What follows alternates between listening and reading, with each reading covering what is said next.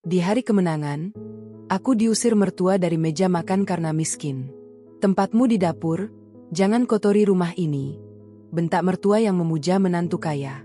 Tapi saat maut menjemput dan tak ada darah yang cocok, hanya darah, hina, ini yang menyambung nyawanya. Ibu mertua syok dan merengek minta ampun saat melihat bekas jarum di balik mukenaku. Yuk, absen dulu di kolom komentar.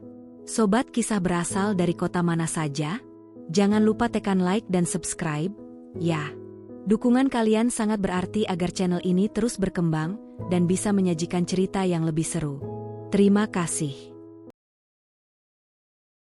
Namaku Indira. Di desa asalku, namaku berarti gadis yang membawa kemuliaan. Namun di rumah megah keluarga Surya, nama itu hanyalah label bagi seorang pelayan tak berbayar yang kebetulan memiliki buku nikah. Aku lahir dan besar di antara aroma tanah basah dan hamparan sawah hijau di pelosok Jawa Tengah, tanpa gelar ningrat yang melekat di depan namaku. Ayahku hanya seorang guru mengaji dan ibuku pembuat jamu keliling. Ketika Surya datang melamarku 5 tahun yang lalu, penduduk desa menganggapku sebagai gadis paling beruntung karena dipersunting oleh putra seorang pengusaha terpandang dari kota besar.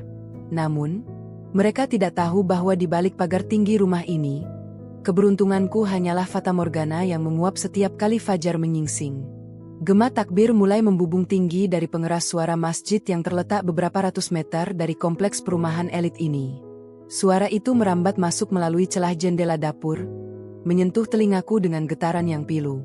Bagi umat muslim lainnya, suara itu adalah nyanyian kemenangan, sebuah seruan sukacita setelah sebulan penuh menahan dahaga. Namun bagiku, takbir itu adalah bunyi peluit dimulainya sebuah perlombaan ketahanan fisik dan mental yang luar biasa berat. Aku menarik napas dalam-dalam, mencoba mengisi paru-paruku dengan sisa ketenangan sebelum badai tuntutan dimulai. Di depanku, tumpukan daging sapi seberat 10 kg, puluhan butir telur, dan gunungan bumbu dapur telah menunggu untuk dijinakkan. Ibu Fatimah, ibu mertuaku, berdiri di ambang pintu dapur dengan tangan bersedekap. Kebaya sutra berwarna krem yang ia kenakan tampak sangat kontras dengan daster katun kusam yang aku pakai. Ia menatapku dari ujung kaki hingga ujung kepala dengan tatapan yang selalu berhasil membuatku merasa kerdil. Tidak ada ucapan selamat atau sekadar sapaan hangat. Baginya, aku hanyalah elemen pelengkap yang seharusnya tidak terlihat namun harus berfungsi dengan sempurna. Beliau adalah sosok matriark yang memegang teguh silsilah dan derajat sosial. Di matanya, darah yang mengalir di tubuhku adalah darah kelas 2, darah rakyat jelata yang tidak akan pernah bisa bersaing dengan darah biru yang ia banggakan. Indira, pastikan rendangnya tidak terlalu keras. Kakak iparmu, Arini, sangat pemilih soal tekstur daging. Dan Sinta tidak suka jika opornya terlalu berminyak. Jangan sampai mereka mengeluh seperti tahun lalu, ucap Ibu Fatimah dengan nada bicara yang datar namun penuh penekanan. Setiap katanya terasa seperti beban tambahan yang diletakkan di pundakku. Aku hanya mengangguk pelan tanpa berani menatap matanya secara langsung. Aku tahu, apapun yang aku lakukan, standarku tidak akan pernah cukup di mata beliau. Kedua menantu lainnya, Arini dan Sinta, adalah dambaan Ibu Fatimah. Arini adalah putri seorang mantan duta besar, sementara Sinta berasal dari keluarga pemilik jaringan hotel ternama. Mereka memiliki gelar, koneksi, dan yang paling penting, mereka memiliki pengakuan yang tidak akan pernah aku dapatkan. Suara tawa renyah pecah di ruang tengah, menandakan bahwa Arini dan Sinta telah tiba bersama suami mereka masing-masing. Aku bisa mendengar deru mesin mobil mewah yang baru saja diparkir di garasi luas depan rumah. Mereka datang dengan koper-koper mahal dan pakaian yang serasi untuk sesi foto keluarga esok hari. Aku tetap terpaku di depan kompor, mengaduk santan agar tidak pecah. Keringat mulai membasahi dahiku, namun aku tidak punya waktu untuk mengusapnya. Surya, suamiku, masuk ke dapur beberapa saat kemudian. Ia mengenakan kemeja batik sutra pemberian ibunya. Ia menatapku sejenak, ada keraguan di wajahnya, namun ia tetap menjaga jarak seolah ada dinding kaca yang memisahkan kami. Nanti kalau sudah selesai, langsung tata di meja makannya, kata Surya pelan, hampir seperti bisikan. Aku menoleh padanya, berharap ada satu kalimat pembelaan atau sekadar tawaran bantuan, namun ia segera mengalihkan pandangannya ke arah ruang tengah tempat ibunya memanggil. Surya adalah lelaki yang baik, aku tahu itu. Namun, ia adalah lelaki yang lumpuh di hadapan ibunya. Ia terlalu takut untuk bersuara, terlalu khawatir jika pembelaannya kepadaku akan membuat Ibu Fatimah semakin murka dan mencoret namanya dari daftar warisan yang seringkali dijadikan senjata oleh ibunya. Warisan itu bukan sekadar harta bagi Surya, melainkan bukti pengakuan bahwa ia adalah putra yang patuh. Maka, disinilah aku, sendirian bergelut dengan panasnya api kompor, sementara suamiku lebih memilih menjadi pengamat yang pasif. Jam menunjukkan pukul 10 malam, namun pekerjaanku belum juga usai. Aku baru saja selesai mencuci tumpukan panci besar yang digunakan untuk memasak rendang.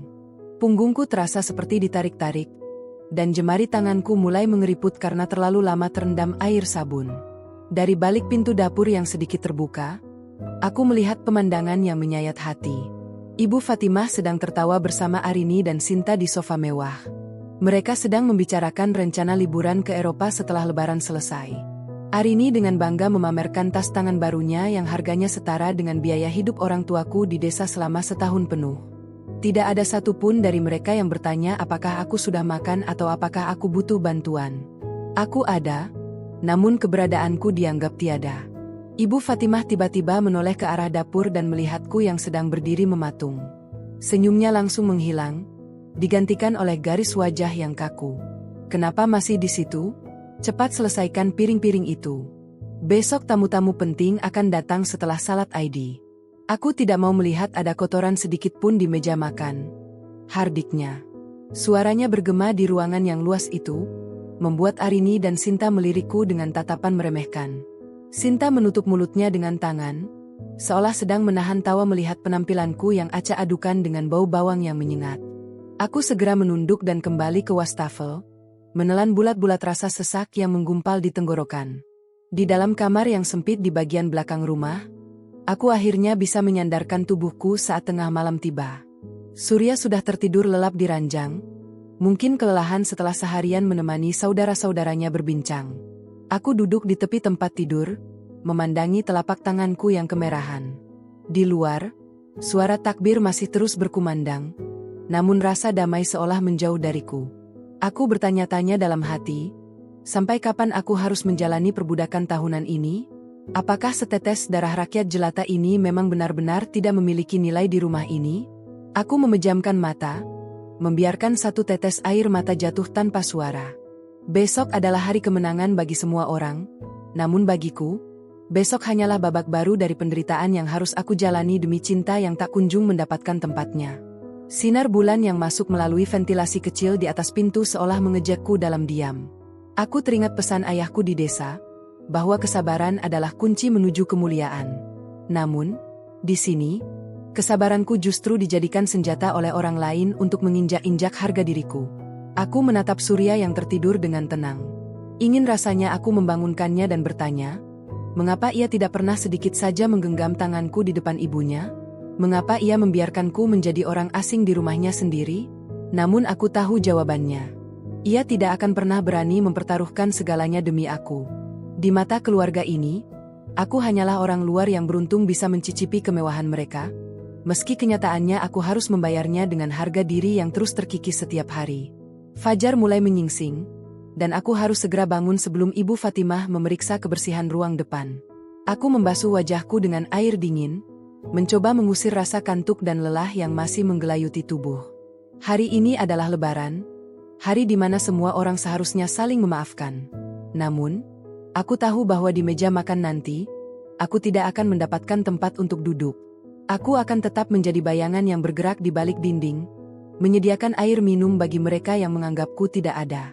Aku menghela napas panjang, merapikan baju lebaranku yang paling bagus meski aku tahu itu tidak akan terlihat oleh siapapun di bawah celemek masakku.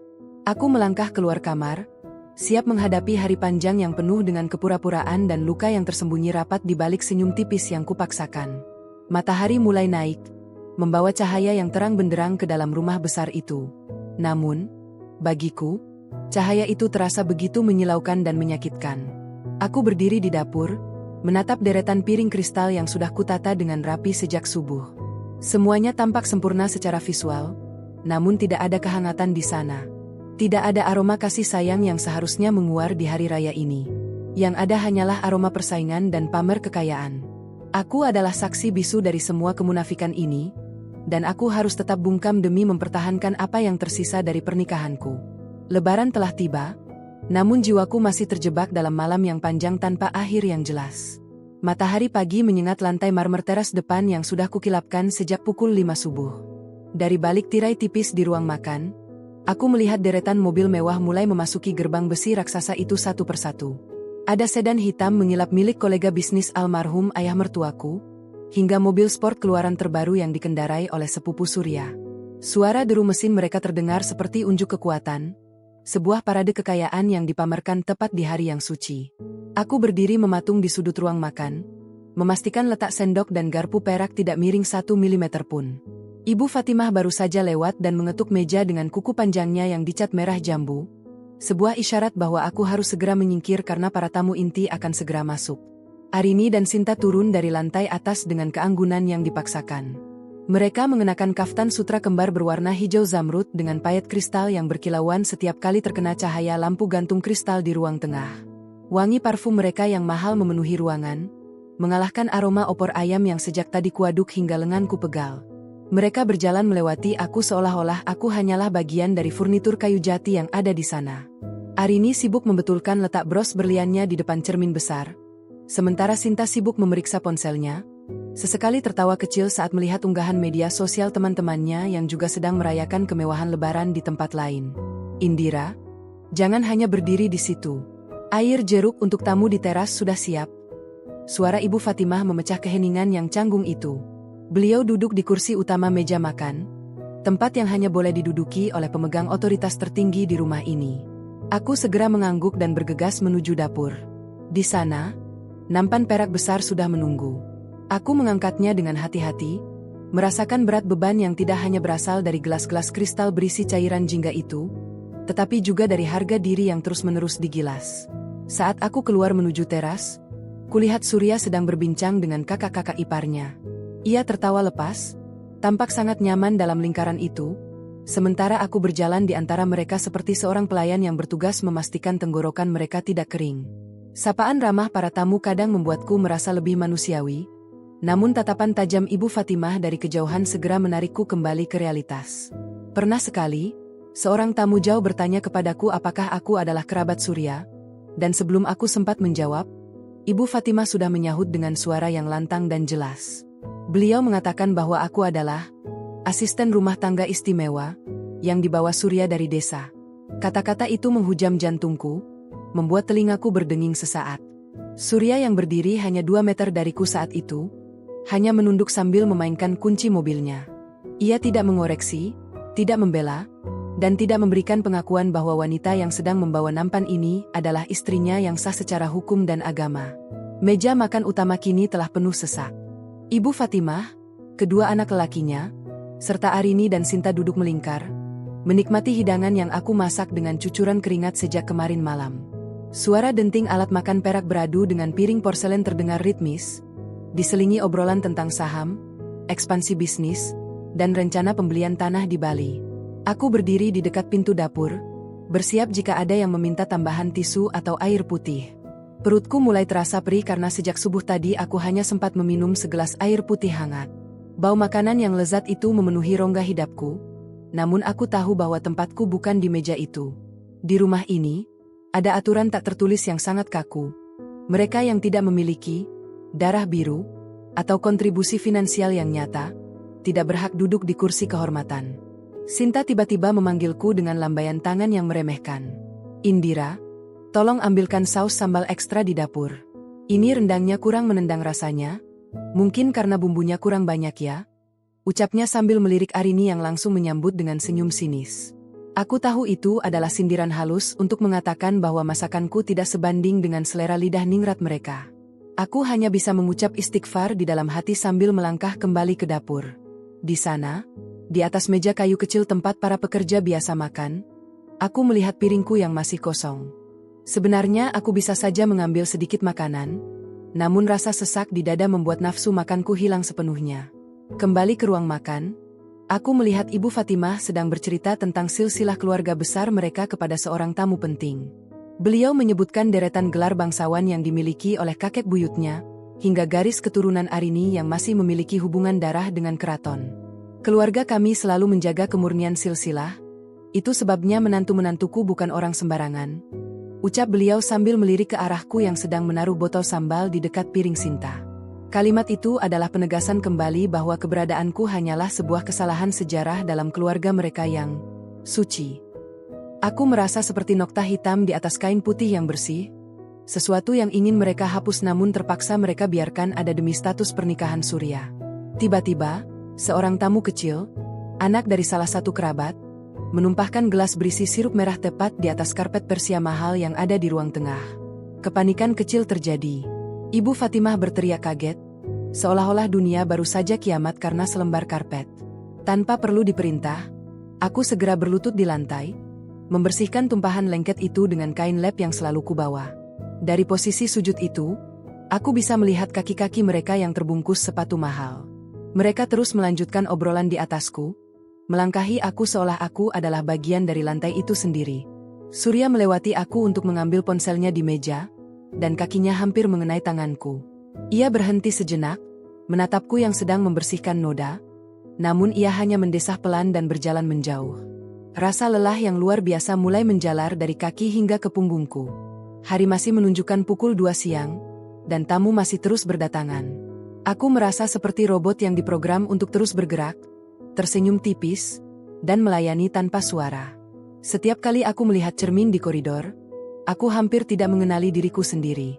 Mata yang dulu berbinar penuh harapan saat meninggalkan desa, kini tampak redup dan penuh dengan kabut kesedihan. Aku merindukan rumah orang tuaku yang sederhana, di mana kami makan berlapiskan tikar pandan namun penuh dengan tawa dan saling menghargai. Di sana, aku adalah seorang putri, namun di sini, aku hanyalah seorang asing yang terperangkap dalam kemewahan yang dingin. Satu persatu tamu mulai berpamitan saat matahari mulai condong ke barat. Namun, tugas bagi seorang Indira belum selesai. Masih ada gunungan piring kotor yang harus dicuci, sisa makanan yang harus dibereskan, dan lantai yang harus dipel kembali.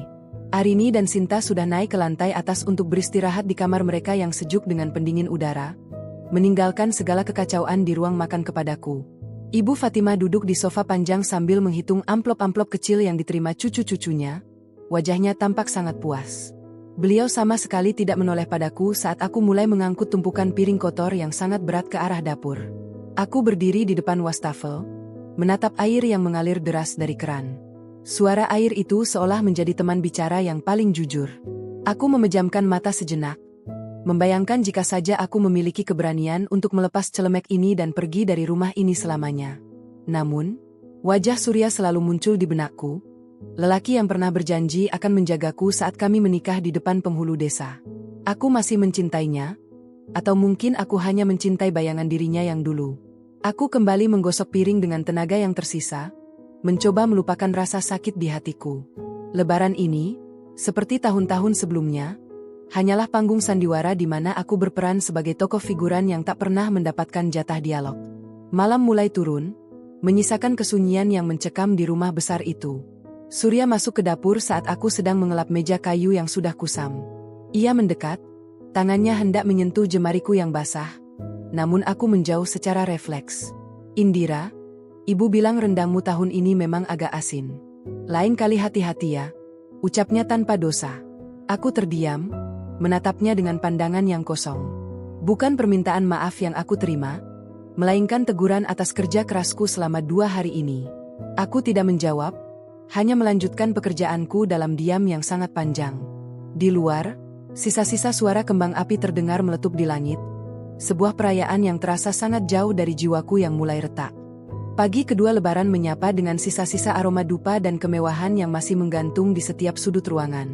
Aku terbangun saat jarum jam baru menyentuh angka 4, mendahului kokok ayam yang bahkan tidak terdengar di perumahan elit ini. Tubuhku terasa seperti dipukuli, tulang punggungku berderit setiap kali aku mencoba menegakkan punggung. Di sampingku, Surya masih terlelap, napasnya teratur dan tenang seolah beban dunia tidak pernah singgah di pundaknya. Aku menatap wajahnya dalam keremangan cahaya lampu tidur. Lelaki ini adalah alasanku bertahan, Namun ia juga menjadi alasan mengapa luka ini terus menganga tanpa pernah mengering. Aku melangkah keluar kamar dengan jinjit, menghindari derit lantai yang mungkin bisa membangunkan Ibu Fatimah yang kamarnya tepat berada di seberang ruang tengah. Tugas pertamaku adalah memastikan teras bersih dari guguran daun Kamboja dan sisa-sisa debu kendaraan tamu kemarin. Saat aku sedang menyapu, aku melihat sebuah map kulit berwarna coklat tua tertinggal di atas meja kaca teras. Aku tahu itu milik Ibu Fatimah. Dengan ragu, aku memumutnya, bermaksud menyimpannya di dalam agar tidak terkena embun pagi. Namun, sebuah kertas terselip keluar, memperlihatkan rincian aset yayasan keluarga dan daftar nama ahli waris yang diketik dengan rapi. Mataku terpaku pada kolom paling bawah. Di sana, nama Surya tertulis dengan catatan kecil di sampingnya. Syarat mutlak. Kepatuhan penuh terhadap keputusan kepala keluarga. Kalimat itu menjelaskan segalanya. Mengapa Surya selalu bungkam saat aku dihina? Mengapa ia hanya menatapku dengan iba tanpa pernah menggenggam tanganku di depan ibunya? Dan mengapa ia membiarkan aku menjadi bayangan di rumah ini? Harga diriku ternyata ditukar dengan deretan angka 0 di atas kertas itu. Aku merasakan getir yang luar biasa di pangkal lidahku. Aku mengembalikan kertas itu ke dalam map dengan tangan gemetar. Seolah-olah aku baru saja menyentuh bara api yang menghanguskan seluruh harapanku. Sedang apa kamu, Indira? Suara dingin itu mengejutkanku. Ibu Fatimah sudah berdiri di balik pintu kaca dengan piyama sutranya. Matanya yang tajam langsung tertuju pada map di tanganku. Aku tertunduk dalam, menyerahkan map itu dengan sopan. Maaf Bu, saya hanya ingin mengamankan ini karena tertinggal di meja luar, jawabku pelan. Beliau menyambar map itu dengan kasar, seolah aku baru saja menodai benda berharga miliknya dengan sentuhanku. Beliau menatapku dengan pandangan merendahkan, lalu tersenyum tipis yang lebih mirip dengan seringai kemenangan. Kamu sudah membacanya, bukan? Jadi kamu paham sekarang mengapa Surya tidak pernah bisa membelamu? Ucap Ibu Fatimah sambil melangkah mendekat. Aroma melati dari minyak rambutnya menyeruak, mencekik indera penciumanku. Keluarga ini dibangun di atas fondasi kehormatan dan materi yang kuat. Orang seperti kamu, yang datang dari tanah berlumpur tanpa bekal apapun, seharusnya bersyukur masih bisa menghirup udara di rumah ini. Jangan pernah bermimpi untuk mengubah aturan yang sudah ada. Kalimat itu dijatuhkan satu persatu, menghujam tepat di ulu hati. Aku hanya bisa diam, memandangi ujung kakiku yang telanjang di atas marmer dingin. Siang harinya, suasana kembali riuh. Arini dan Sinta turun untuk sarapan kesiangan. Mereka mulai membicarakan tentang perhiasan yang akan mereka beli sebagai hadiah untuk diri mereka sendiri setelah penat melayani tamu. Padahal akulah yang melakukan semua pekerjaan kasar itu. Surya bergabung dengan mereka, tampak asyik mendiskusikan rencana investasi properti di Jakarta Selatan. Aku datang membawa teko berisi kopi hangat, menuangkannya ke dalam cangkir masing-masing dengan gerakan yang sudah terlatih. Saat aku hendak menuangkan kopi untuk Surya, ia tidak sengaja menyenggol tanganku karena terlalu asyik menunjuk sesuatu di layar ponselnya. Cairan hitam panas itu tumpah mengenai kemeja putih mahal yang ia kenakan. Surya berjengit kaget, sementara Ibu Fatimah langsung berdiri dari kursinya. Indira, apa kamu tidak punya mata? Itu kemeja sutra terbatas, harganya bisa untuk makan orang sekampungmu. Teriak Ibu Fatimah dengan suara melengking. Arini dan Sinta menutup mulut, pura-pura terkejut namun mata mereka berkilat senang melihatku disudutkan. Aku segera mengambil serbet, mencoba mengusap noda itu dari dada Surya, namun ia justru menepis tanganku dengan kasar. Sudahlah, Indira. Pergi ke belakang, kamu hanya menambah kekacauan, bentak Surya. Suaranya tidak keras, namun getarannya menghancurkan sisa-sisa kekuatanku. Aku menatap matanya, mencari sedikit saja pembelaan, namun yang kutemukan hanyalah ketakutan dan kekesalan karena ia merasa malu di depan ibu dan saudara-saudaranya. Aku membalikkan badan, berjalan menuju dapur dengan langkah gontai. Air mata yang sejak tadi kutahan akhirnya jatuh juga, membasahi pipiku yang terasa panas. Di balik pintu dapur, aku menyandarkan tubuhku ke dinding yang dingin, mencoba meredam isak tangis agar tidak terdengar sampai ke ruang tengah. Aku merasa seperti tawanan dalam sangkar emas yang bukan milikku. Setiap sudut rumah ini adalah pengingat bahwa aku tidak diinginkan. Sore harinya, saat aku sedang mengemas sisa makanan di dapur, Surya masuk. Ia berdiri di belakangku cukup lama sebelum akhirnya bersuara. Ibu hanya sedang lelah. Indira, kamu tahu sendiri bagaimana beliau sangat menjaga kebersihan dan kerapian. Tolong jangan masukkan ke hati. ucapnya, mencoba mencairkan suasana. Aku berbalik, menatapnya dengan pandangan yang membuat ia terdiam. Sampai kapan, Mas? Sampai kapan aku harus menjadi hantu di rumah ini agar kamu bisa mendapatkan warisan itu? Tanyaku dengan suara yang serak. Surya terkejut, matanya membelalak seolah tidak percaya aku berani melontarkan pertanyaan itu. Ia maju selangkah, hendak memegang bahuku, namun aku mundur. Aku bukan tidak mengerti harga kemejamu, tapi apakah harga diriku tidak ada harganya sama sekali di matamu? Kamu lebih takut kehilangan harta ibumu daripada kehilangan istrimu sendiri. Surya terdiam, wajahnya memerah karena malu atau mungkin karena merasa terpukul oleh kebenaran. Ia tidak membantah, tidak pula meminta maaf. Ia hanya memalingkan wajah, menatap deretan panci yang tergantung rapi. Kamu tidak akan mengerti, Indira. Ini demi masa depan kita juga. Jika aku dicoret dari warisan, kita akan hidup susah. Kamu mau kembali ke desa dan hidup serba kekurangan lagi? Tanyanya dengan nada meremehkan yang baru pertama kali ku dengar darinya. Kata-katanya terasa seperti tamparan. Jadi, ia menganggap hidup bersamaku di desa adalah sebuah kesengsaraan, sementara hidup dalam penghinaan di sini adalah sebuah pencapaian. Malam itu, aku tidak bisa memejamkan mata. Aku duduk di sajadah setelah melaksanakan salat malam, mengadu pada sang pemilik kehidupan. Aku merasa sangat kesepian di tengah keramaian keluarga ini. Suara takbir dari kejauhan masih terdengar, namun kali ini suaranya terasa seperti rintihan. Aku teringat orang tuaku di desa yang mungkin saat ini sedang menikmati teh hangat dan ketupat sederhana tanpa tekanan dari siapapun. Mereka tidak tahu bahwa putri mereka di sini sedang berjuang menjaga kewarasannya di tengah kepungan orang-orang yang hanya memuja harta dan derajat. Aku memandangi tanganku yang mulai kasar dan kuku-kuku yang tidak lagi cantik. Aku menyadari satu hal, di rumah ini, aku tidak akan pernah menang selama standar kemenangannya adalah materi. Ibu Fatimah telah berhasil membuat Surya menjadi budak dari bayang-bayang harta, dan aku hanyalah korban sampingan dari ambisi itu. Aku melipat sajadahku dengan perlahan, memutuskan untuk terus bertahan demi sebuah janji yang pernah kuucapkan di depan penghulu, meski janji itu kini terasa sangat berat untuk dipikul sendirian. Aku tidak tahu apa yang akan terjadi besok, namun aku tahu bahwa badai yang sesungguhnya baru saja dimulai. Keesokan paginya, suasana rumah terasa lebih tegang dari biasanya. Ibu Fatimah tampak lebih sering memijat pelipisnya dan wajahnya terlihat sedikit pucat. Namun beliau tetap memaksakan diri untuk mengatur segala hal dengan tangan besinya. Beliau tidak tahu bahwa di dalam tubuhnya ada sesuatu yang mulai tidak beres, sesuatu yang akan segera mengubah dinamika kekuatan di rumah ini selamanya.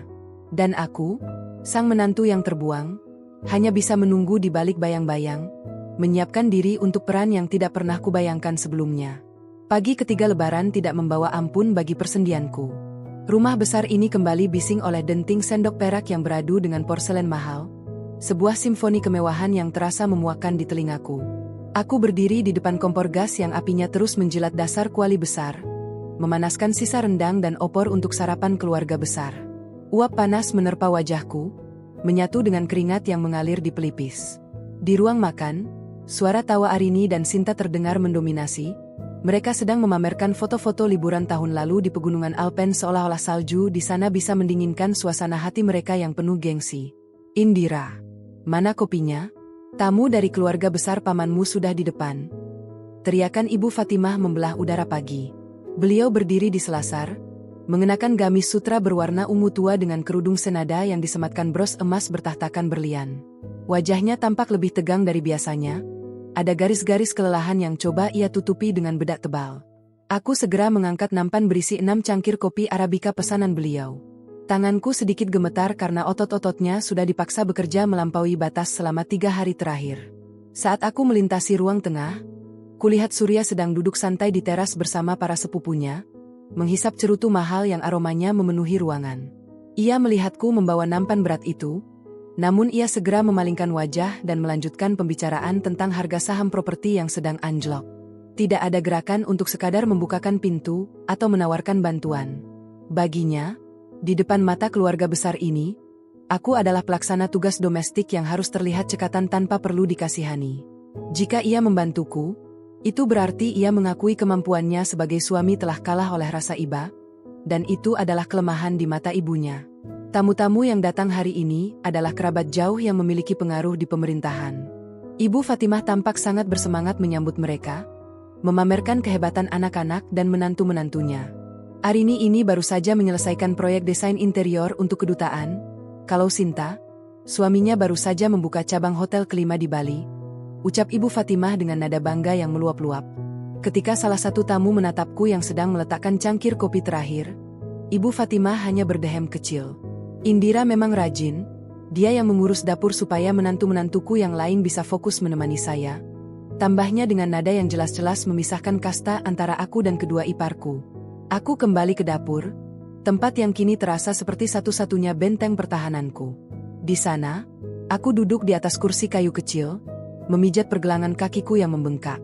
Tiba-tiba, Arini masuk dengan langkah terburu-buru.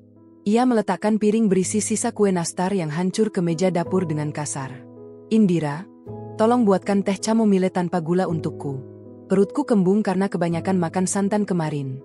Dan jangan lama-lama ya, aku mau naik ke atas untuk tidur siang. Perintahnya tanpa menatapku. Ia bahkan tidak menunggu jawabanku dan langsung melenggang pergi, meninggalkan aroma parfum menyengat yang tertinggal di udara dapur yang pengap. Rasa sesak di dadaku semakin menjadi-jadi. Aku merasa seperti robot yang diperintah oleh banyak majikan sekaligus. Aku menyeduh teh untuk Arini, lalu kembali mencuci tumpukan piring yang seolah tidak pernah habis. Setiap piring yang kusabuni adalah saksi bisu betapa rendahnya posisiku di sini. Di sela-sela gemericik air, aku mendengar suara Ibu Fatimah yang berdebat kecil dengan Surya di ruang kerja yang letaknya tak jauh dari dapur. Mereka bicara soal pembagian tugas yayasan. Surya, kamu harus menunjukkan bahwa istrimu itu bisa diandalkan, tapi bukan untuk urusan penting. Biarkan dia di dapur, jangan libatkan dia di acara sosial yayasan. Itu akan merusak citra keluarga kita. Suara Ibu Fatimah terdengar tajam. Aku menghentikan gerakanku, membiarkan busa sabun menutupi tanganku. Kalimat itu lebih menyakitkan daripada kerja keras fisik yang kulakukan. Jadi, keberadaanku di rumah ini bukan hanya sebagai pelayan, tapi juga sebagai rahasia yang harus disembunyikan dari pergaulan sosial kelas atas mereka.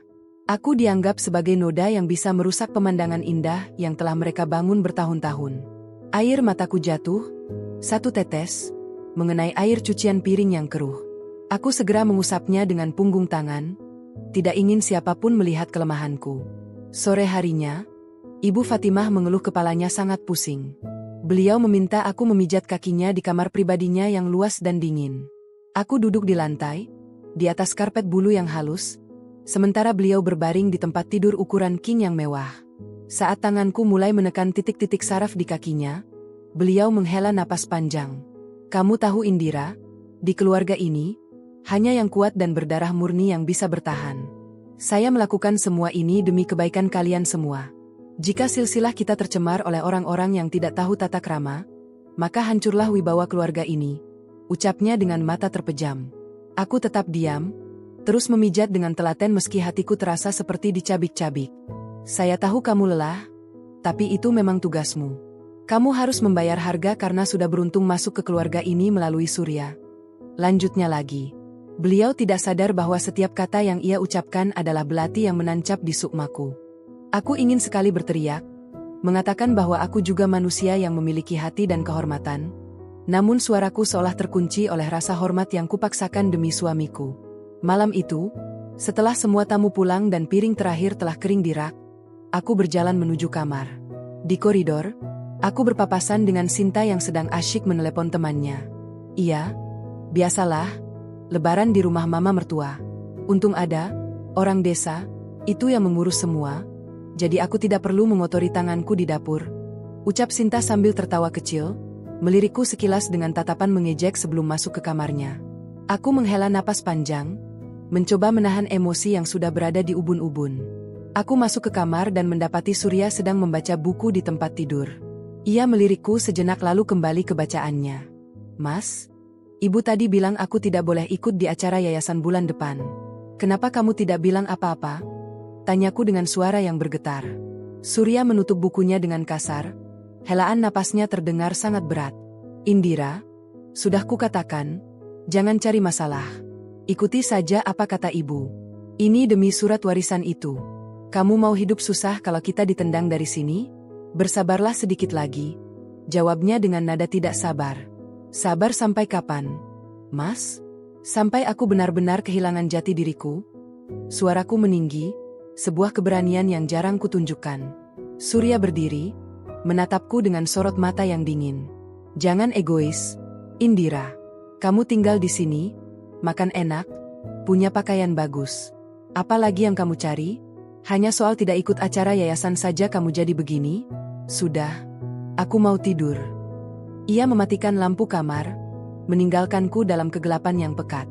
Aku berdiri membatu di tengah ruangan, merasakan kesepian yang luar biasa meski suamiku hanya berjarak beberapa jengkal dariku.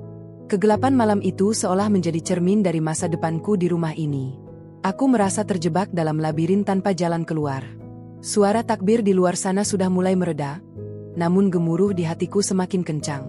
Aku tidak tahu bahwa esok hari, takdir akan memberikan sebuah kejutan besar yang akan memaksa semua orang di rumah ini untuk melihatku dengan cara yang berbeda. Aku hanya bisa bersandar pada dinding, membiarkan air mata kesedihan mengalir bebas di tengah sunyinya malam, meratapi nasibku sebagai menantu yang hanya dianggap ada saat tenaga dibutuhkan, namun dianggap tiada saat kehormatan dibagikan. Dapatkah aku terus bertahan dalam kepura-puraan ini? Ataukah ada batas akhir bagi kesabaran yang terus-menerus diuji oleh dinding-dinding marmer yang dingin ini? Aku menutup mata dengan doa yang paling tulus, memohon kekuatan untuk hari esok yang mungkin akan jauh lebih berat. Pagi keempat Lebaran tiba dengan suasana yang lebih berat dari biasanya. Langit di luar tampak mendung, seolah ikut merasakan ketegangan yang mulai merayap di dalam rumah besar ini. Aku berdiri di depan mesin cuci, memandangi pusaran air yang menggulung pakaian-pakaian mahal milik keluarga Surya. Tangan-tanganku terasa perih, ada lecet kecil di sela jari karena terlalu sering bersentuhan dengan detergen keras. Di ruang tengah, suara televisi yang menyiarkan berita pagi bersahutan dengan denting sendok perak yang beradu dengan mangkuk kristal.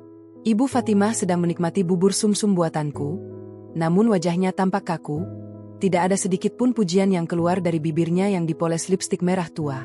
Arini masuk ke area dapur dengan langkah yang diseret. Ia tampak sangat kesal karena salah satu koleksi tas kulitnya sedikit berjamur akibat kelembapan udara. Indira, kenapa kamu tidak memeriksa lemari tasku kemarin? Kamu tahu kan itu barang koleksi terbatas? Kalau rusak, gajimu setahun pun tidak akan cukup untuk memperbaikinya. Bentaknya tanpa peduli bahwa aku sedang mengangkat tumpukan handuk basah yang sangat berat. Aku hanya menunduk, meminta maaf dengan suara yang nyaris tidak terdengar.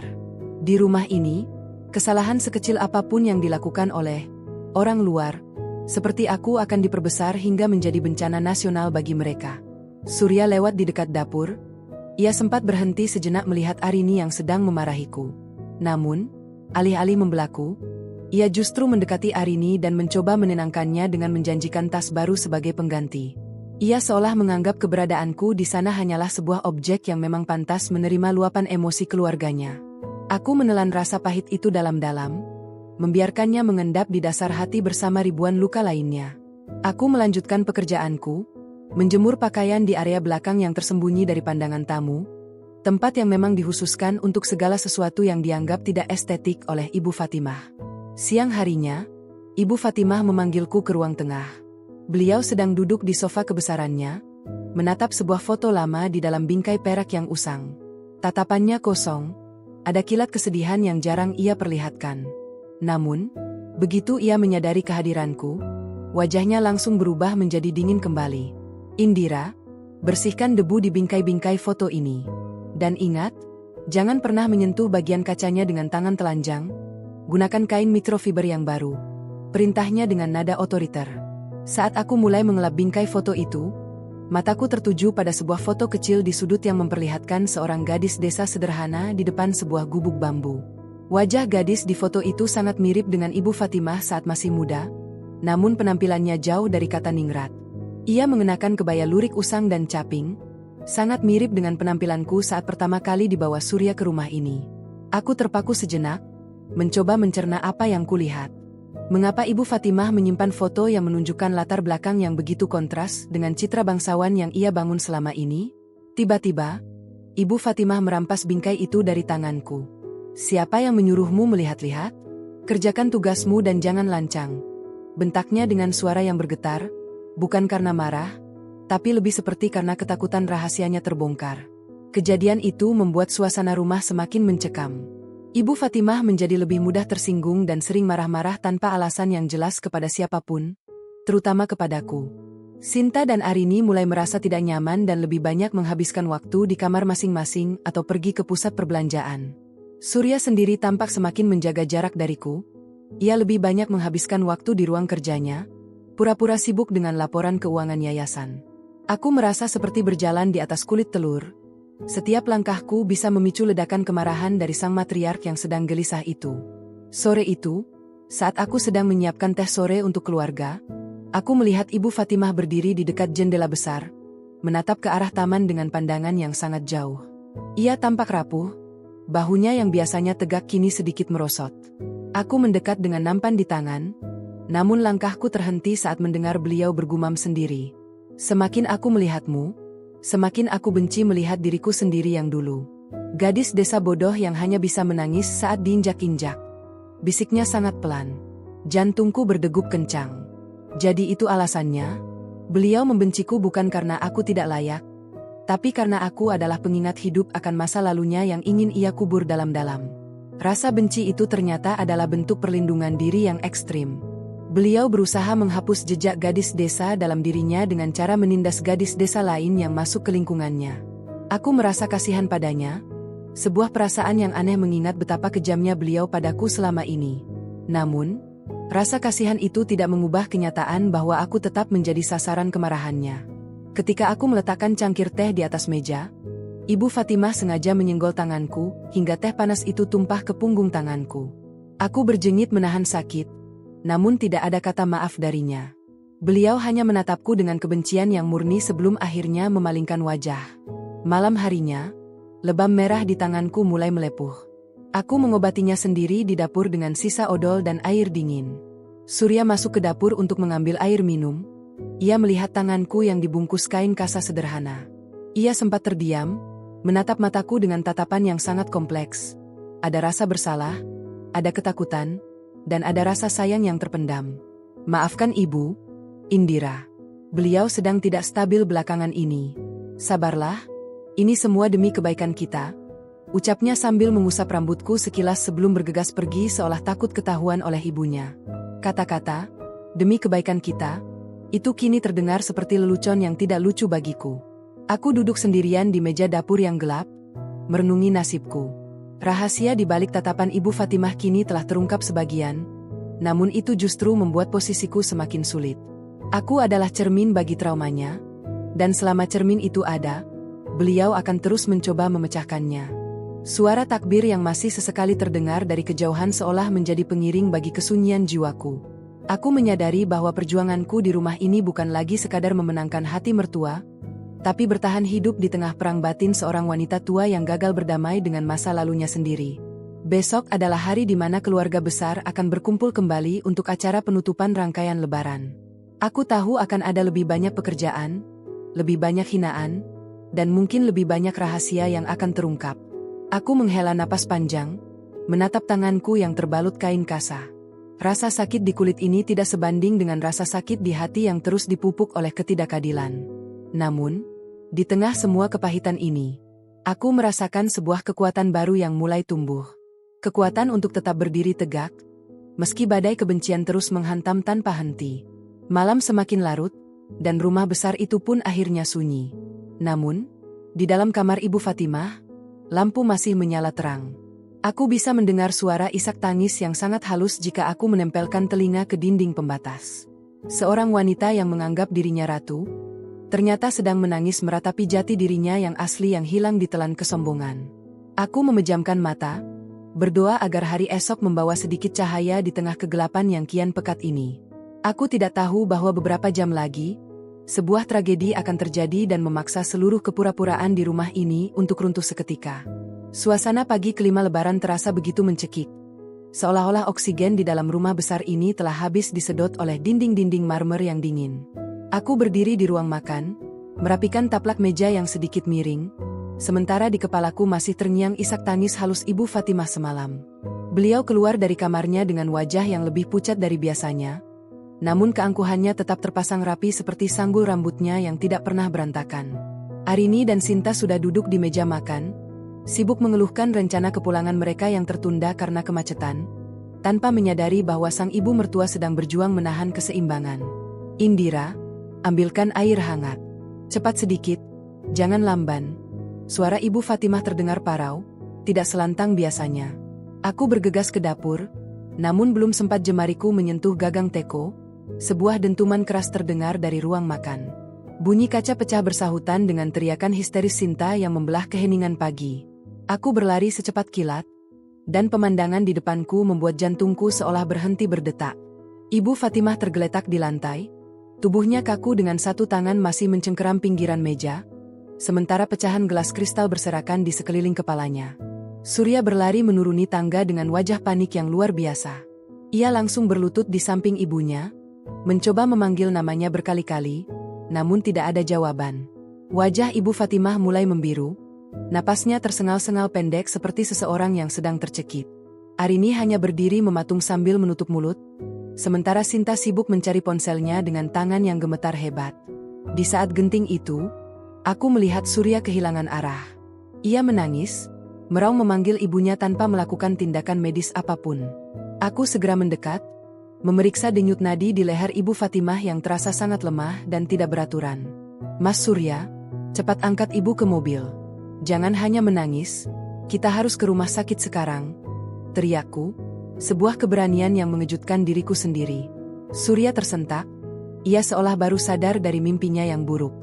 Dengan bantuan sopir yang baru saja datang, mereka membopong tubuh Ibu Fatimah yang terkulai lemas ke dalam mobil mewah yang biasanya dipamerkan dengan bangga di garasi. Aku ikut masuk ke dalam mobil, duduk di jok belakang sambil memangku kepala Ibu Fatimah, sementara Surya duduk di depan, terus-menerus mendesak sopir untuk melaju lebih kencang.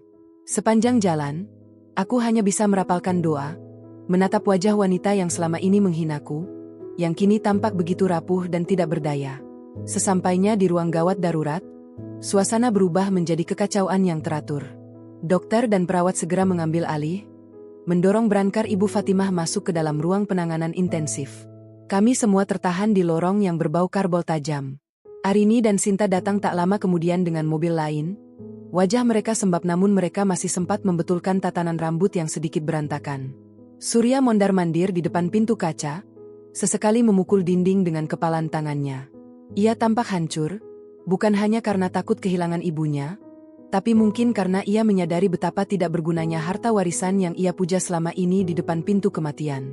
Beberapa jam berlalu seperti ribuan tahun. Dokter akhirnya keluar dengan gurat wajah yang sangat serius. Ia menjelaskan bahwa Ibu Fatimah mengalami pecah pembuluh darah di otak akibat tekanan darah yang melonjak drastis, stroke hemoragik. Kondisinya sangat kritis dan membutuhkan operasi serta transfusi darah segera untuk menstabilkan volumenya. Masalahnya, golongan darah pasien sangat langka, AB negatif. Stok di bank darah kami kosong, dan kami sudah menghubungi PMI pusat namun mereka juga sedang kehabisan stok, karena permintaan yang tinggi selama musim mudik ini, ucap dokter itu dengan nada yang membuat harapan kami jatuh ke titik nadir. Surya terperangah. Ia langsung menoleh ke arah saudara-saudaranya. Cepat tes darah kalian. Aku, Arini, atau siapapun, teriaknya putus asa.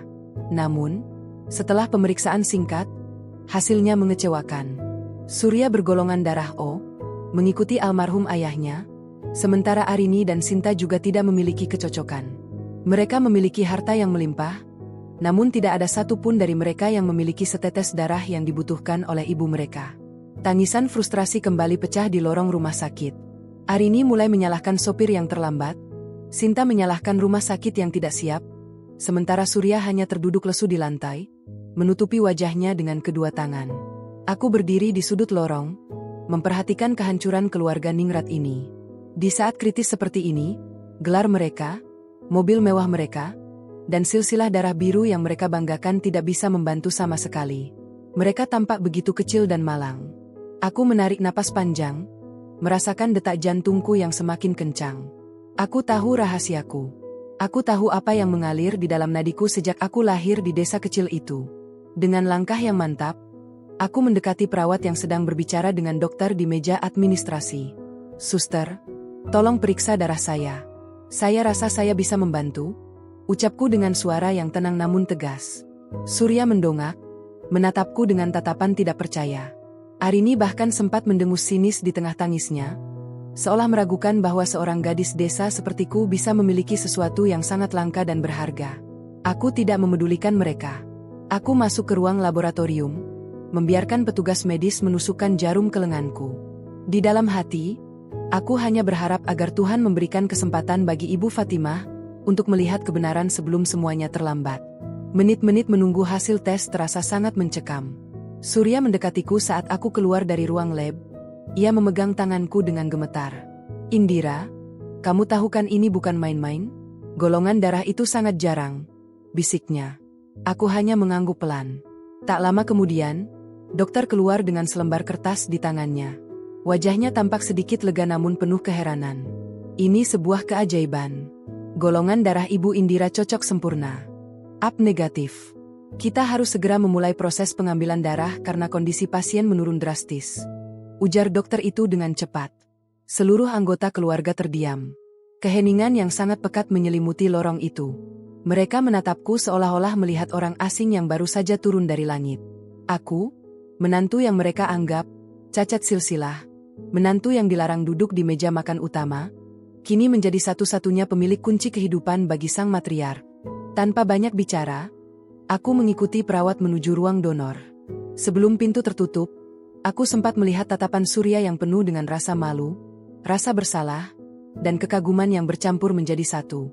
Aku memejamkan mata saat jarum yang lebih besar mulai menembus kulitku, membiarkan darah merah pekatku mengalir keluar, bersiap untuk menghidupi kembali wanita yang selama ini menganggap darahku tidak murni. Lampu ruang pengambilan darah berpijar putih pucat, memantul pada dinding-dinding keramik yang dingin dan kaku. Aku berbaring di atas ranjang besi, merasakan usapan kapas alkohol yang dingin di lipatan lenganku. Suster yang bertugas menatapku dengan tatapan kagum sekaligus heran. Ia mungkin jarang menemui seseorang dengan golongan darah selangka ini, apalagi yang datang dengan pembawaan setenang ini di tengah hiruk-pikuk keluarga besar yang sedang histeris di luar sana. Ketika jarum donor yang cukup besar mulai menembus kulitku, aku tidak memalingkan wajah.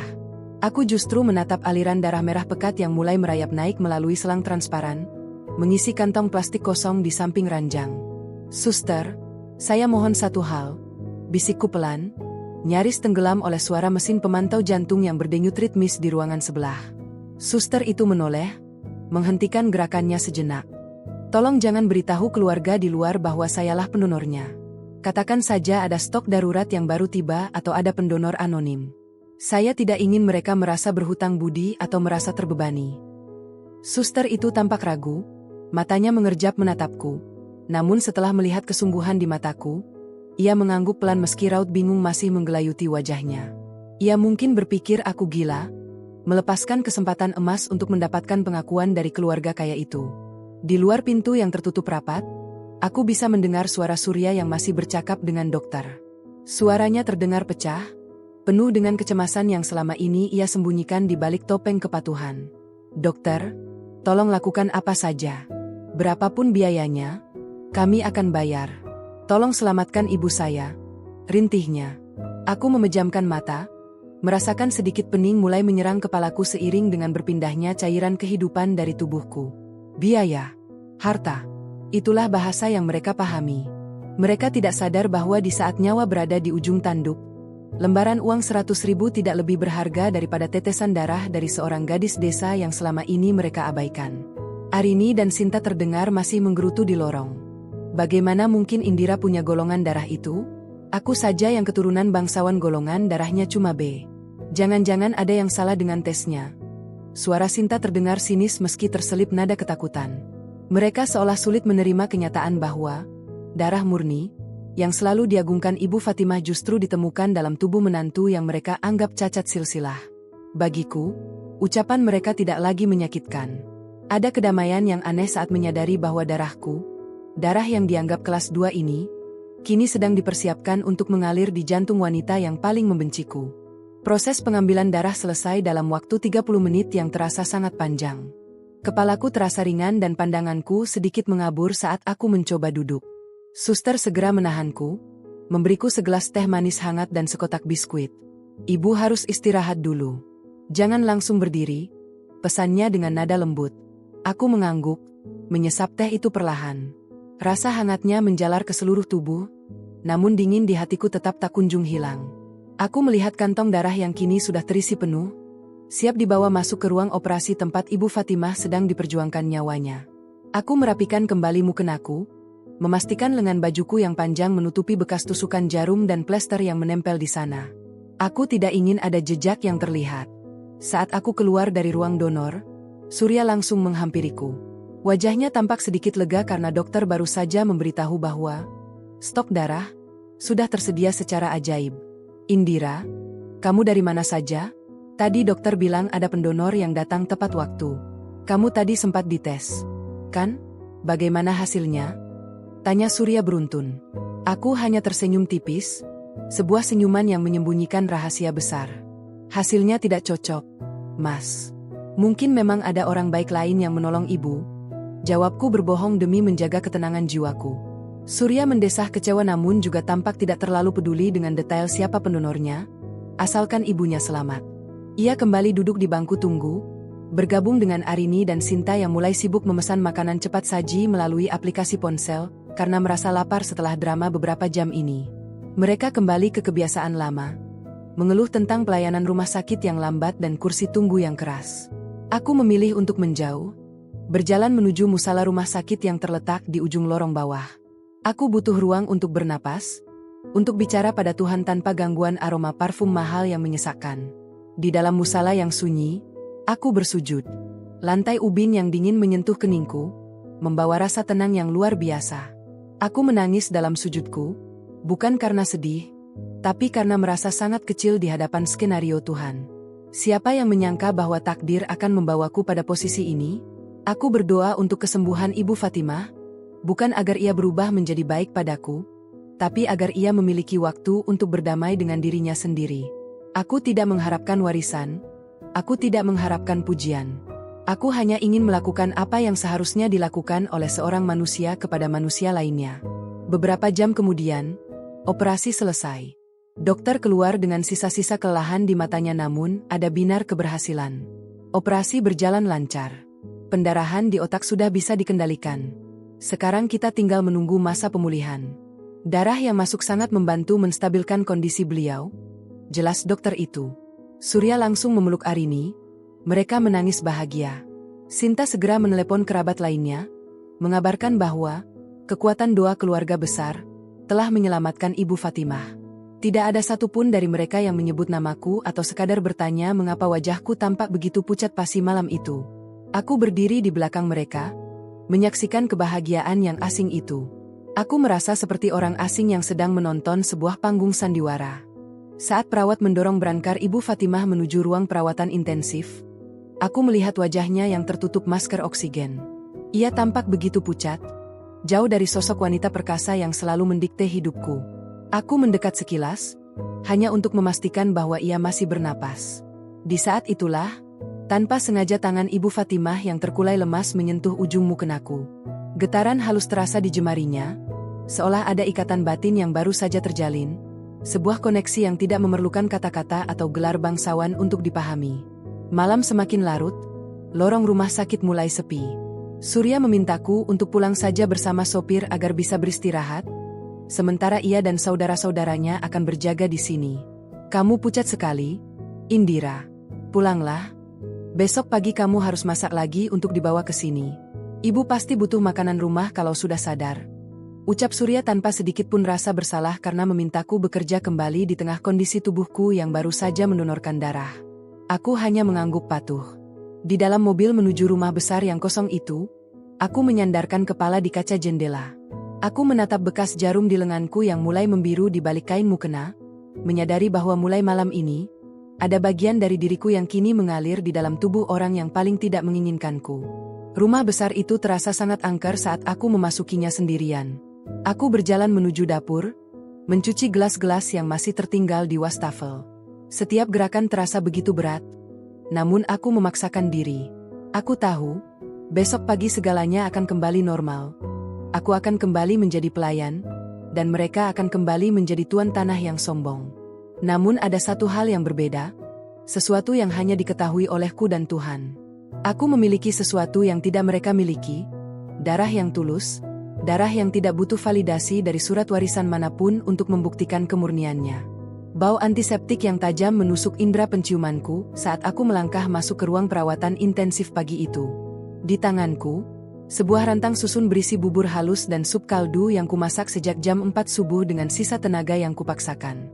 Di lorong, Arini dan Sinta tampak tertidur pulas di kursi tunggu panjang dengan balutan selimut kasmir. Sementara Surya menyandarkan kepalanya di dinding dengan mata merah menahan kantuk. Mereka tampak seperti prajurit yang kalah perang, kehilangan semua keangkuhan yang biasanya mereka pamerkan di meja makan rumah besar itu. Aku mendekati tempat tidur Ibu Fatimah dengan langkah sepelan mungkin. Mesin pemantau jantung masih mengeluarkan bunyi bip yang teratur, sebuah irama kehidupan yang kini terasa sangat mahal harganya. Wajah wanita di hadapanku ini tampak begitu mungil di tengah hamparan bantal putih, tanpa sanggul tinggi yang biasanya menjadi mahkotanya. Rambut putihnya tergerai, helai-helai perak yang menunjukkan bahwa ia hanyalah manusia biasa yang menua dan bisa rapuh kapan saja. Aku meletakkan rantang di meja kecil, lalu duduk di kursi plastik di samping ranjangnya. Tiba-tiba, kelopak mata Ibu Fatimah bergerak perlahan. Ia mengerang pelan sebelum akhirnya membuka mata. Tatapannya masih kabur, mencari-cari fokus di langit-langit ruangan yang putih bersih. Aku segera berdiri dan mendekat. Ibu sudah bangun? Ini Indira, Bu. Bisikku lembut. Ia menoleh perlahan, matanya yang biasanya tajam dan menghakimi kini tampak berkaca-kaca, penuh dengan kebingungan. Bibirnya bergerak-gerak tanpa suara, mencoba mengucapkan sesuatu yang tertahan oleh tenggorokannya yang kering. Aku segera mengambil sendok kecil dan membasahi bibirnya dengan sedikit air putih. Darah, siapa? Tanya Ibu Fatimah dengan suara yang nyaris menyerupai embusan angin. Ia seolah memiliki insting yang kuat bahwa ada sesuatu yang berbeda di dalam tubuhnya. Jantungku berdegup kencang, teringat janjiku pada suster kemarin. Ada pendonor yang baik hati, Bu. Orang itu ingin Ibu cepat sembuh. Jawabku sambil mencoba tetap tenang. Namun, Ibu Fatimah tidak tampak puas dengan jawaban itu. Ia menatapku dengan sorot mata yang menyelidiki, seolah ia sedang mencari kejujuran di balik bola mataku. Aku segera mengalihkan pembicaraan dengan menawarkan bubur yang kubawa, namun ia menggeleng lemah. Surya masuk ke ruangan saat itu. Wajahnya langsung cerah melihat ibunya sudah sadar. Ia menghambur ke samping ranjang, menciumi tangan ibunya dengan isak tangis yang pecah seketika. Ibu, alhamdulillah, Ibu sudah sadar. Kami semua takut sekali kehilangan Ibu, ucap Surya terseduh-seduh. Ibu Fatimah hanya mengelus kepala putranya dengan gerakan yang lambat. Matanya masih terus melirik ke arahku yang berdiri di sudut ruangan, menjaga jarak agar tidak merusak momen pertemuan ibu dan anak itu. Arini dan Sinta menyusul masuk. Mereka segera memenuhi ruangan dengan suara berisik tentang betapa sulitnya mereka mencari donor, dan betapa mahalnya biaya rumah sakit ini. Sudah, jangan ribut. Ibu baru saja bangun, tegur Surya kepada kakak-kakak iparnya. Ia kemudian menoleh padaku. Indira, tolong bereskan baju-baju kotor Ibu di tas itu. Bawa pulang dan cuci ya. Dan jangan lupa, nanti sore bawakan lagi makanan yang lebih enak untuk kami semua di sini. Aku hanya mengangguk, mengambil tas berisi pakaian Ibu Fatimah yang terkena noda muntahan dan darah saat kejadian ambruk kemarin. Tidak ada kata terima kasih, tidak ada pengakuan atas keberadaanku yang menjaga Ibu Fatimah sejak siuman tadi. Di mata mereka, aku telah kembali ke fungsi asalku sebagai pelayan keluarga. Sore harinya, saat aku kembali ke rumah sakit setelah menyelesaikan semua cucian dan masakan, aku menemukan Ibu Fatimah sedang sendirian. Surya sedang mengurus administrasi, sementara Arini dan Sinta pergi ke salon untuk menyegarkan diri. Ruangan itu sunyi, hanya ada suara detak jam dinding. Aku mendekat untuk merapikan selimutnya yang sedikit melorot. Saat itulah, Ibu Fatimah meraih pergelangan tanganku dengan kekuatan yang mengejutkan untuk ukuran orang yang baru siuman. Ia menarik tanganku mendekat ke wajahnya, matanya terpaku pada lipatan mukena yang menutupi lenganku.